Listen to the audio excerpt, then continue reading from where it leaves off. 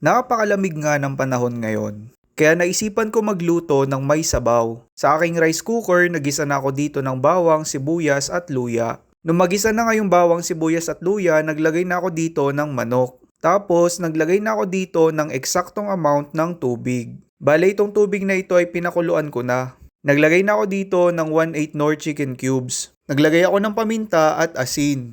Tapos, tinakluban ko lang ito. Nung kumulo na, naglagay ako ng 2 pirasong siling green. At isinunod ko ng ilagay yung sinigang mix. Masarap nga itong higupin kasi maasim at mainit yung sabaw. Pagkatapos nga niya, naglagay na ako dito ng pechay. Bale, hihintayin ko lang itong maluto at papakuluan muli. Saktong-sakto nga ito at panay-panay ang pag-uulan din sa amin. Kaya masarap maghigop ng mainit na sabaw. Ayan, at konting-konti na nga lang ang napakulo at malapit ng maluto ito.